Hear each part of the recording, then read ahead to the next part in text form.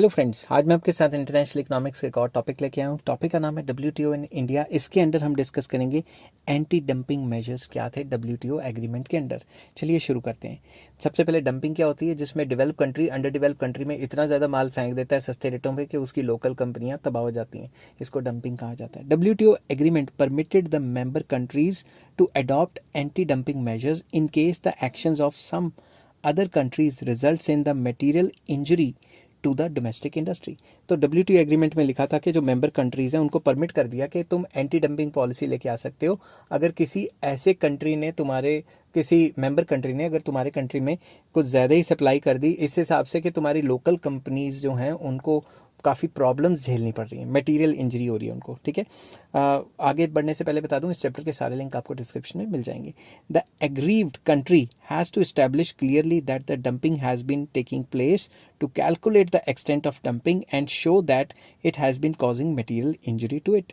जो भी aggrieve country है, जो परेशान कंट्री है, उसको दिखाना पड़ेगा कि फ़लाँ चीज़ फ़लाँ कंट्री के थ्रू आ रही है और कैलकुलेट करना पड़ेगा कि इतने की डंपिंग हो रही है और इतना इतना मेरे को मटेरियल लॉसेज या मटेरियल इंजरी हो रही है और मेरी इन कंपनियों को लॉस हो रहा है। If the margin of dumping is insignificantly small, that is less than 2% of export price, or volume of import is insignificantly small, that is less than 3% of the total import of the product, provided that total imports from such countries do not account for over 7% of the total imports, the anti-dumping action is not applicable. Anti-dumping action applicable तभी होगा जब आप 2% से ज़्यादा export price, जो भी export price कर रहे हो उससे 2% से ज़्यादा, या फिर वॉल्यूम, जिस वॉल्यूम से आ रहा है वो जितना आप इंपोर्ट कराते हो उससे 3% से ज़्यादा। समझ की बात? तो जो डाटा लिखा है उससे ज़्यादा हुआ तभी आप जो है एक्शन ले सकते हो, अगर उससे कम हुआ तो एक्शन नहीं लोगे। It was also specified that dumping duty should not exceed the margin of dumping. जो डंपिंग ड्यूटी है वो भी फालतू में नहीं लगा के बैठ जानी। जितना मार्जिन ऑफ डंपिंग है, जितना ऊपर डाटा दिया है कि इससे इतने परसेंट से ज़्यादा माल आएगा और इतने परसेंट से सस्ता बिकेगा, तो ही आप डंपिंग लगा सकते हो। In case the exporting country concern gives an undertaking to revise the prices for removing dumping or its injurious effect, the anti dumping action may be suspended or terminated. अब जो कंट्री किसी country में माल फेंक रही है वो ये कह देती है कि चलो मैं प्राइस बढ़ा देती हूँ या मैं क्वांटिटी कम कर देती हूँ, फिर डंपिंग नहीं लगेगी। समझ के बाद फिर जो डंपिंग का जो एक्शन किया है वो टर्मिनेट हो जाएगा। ठीक है, in 2014 till June end, both India and USA initiated equal number of anti-dumping investigation.